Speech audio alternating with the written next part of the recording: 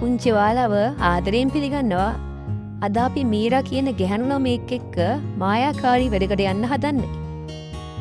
පුරපසළොස්වක පොහොයේදී පමණක් දිස්වෙන රහස් උද්‍යානයක් හොයන්න එයා හදන්නේ. එහෙනම් අපි පටන් ගමු. ඔන්න ලස්සන ගම්මානයක මීරා කියන ලස්සන ගැහැණු ළමෙන් ජීවත් වුණා. මීරා මැජික් කතාවලට, තැන් වලට ගොඩාක් ආසයි. එයාගේ ආච්චි තමා එයාට ඒ වගේ කතා කියලා දෙන්නේ. ඉතින් ආච්චි කීවා සඳේලිය උයන කියලා උයනක් තියෙනවා.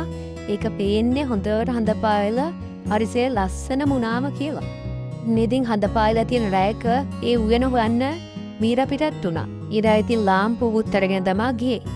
එක බකමූණෙක් හිටියා. මීරාගේ බකමූණගේ පස්සෙන් තමයි ගියේ. පාරක මෙයා ලස්සන රිදී සඳේලියෙන් ලස්සන වුණ තනබිමකට ආවා. එතන හරි ලස්සනයි. එතන චූටි නිල් මල් බිම වැටිලා තරු වගේ දිලිසෙනවා.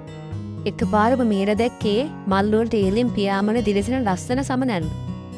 ඒත් එක්කම ගසක කඳක කුඩා දුරක් එයා දැක්ක. මීරා ඒ දුරට තට්ටු කරා.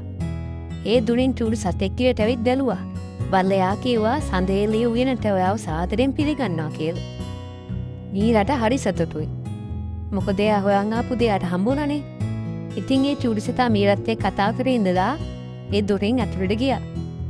ඒ චූටි සතා මීරා වටේට අතුරවුමක්, පල්ලිඟු පුපුණක්, හටානුව නටන ගිනි මැස්සන් එහෙම පෙන්නුවා. මීරාගේ සතුට කියා ගන්න බෑ. එයා එතන ගොඩාක් ලස්සන කරා. ඒ සතා මීරව පල්ලිඟුවක් වගේ ලස්සන පුපුණකට එක්කන් ගියා. මීරා ඒක දිහා බැලුවම එයාගේ මෝණ පිරුණේ නෑ. නමුත් එයාගේ සිහින එයා දැක්කා. ඒ හීනය තුලේ තරු, දූවිලි, එතකොට රිදී නූල් වලින් හදපු නාදගස් එහෙම තිබුණා. සුල්ලග හමනකොට ඒ නාදගස් ලස්සනට සින්දු කිව්වා. ඔන්න කපාරට මහසින් පිහාඩු වැටෙන්න ගත්තා. මේ පිහාඩුවසත් එක්ක තමයි ප්‍රාර්ථනා ඉන්නේ කියලා අර චූටි සතා කීවා.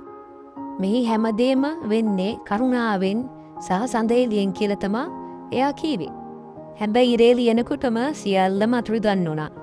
එතකොට මර සතා මීරාගේ අතින් අල්ලගත්තා. ඔහු සිනාවිලා එයාගේ සාක්කුවෙන් දිලිසෙන මලක් එළියට ගත්තා.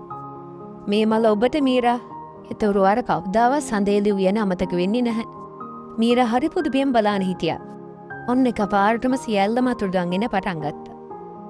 මීරා නැවත හැරිලා දුකෙන් සහ පුදුමෙන් ආපු විදිහටම අර සතා දුන්න මලත් අරගෙන ගෙදර ආවා.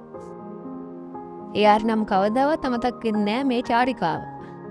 දුවේ පුතේ මතක තියාගන්න මැජික් කියන දේ අපේ වටේ තියෙනවා. ඉතින් ටිකක් ලංමුලා බැලුවොත් හොයාගන්න බැරි වෙන එකක් නැහැ.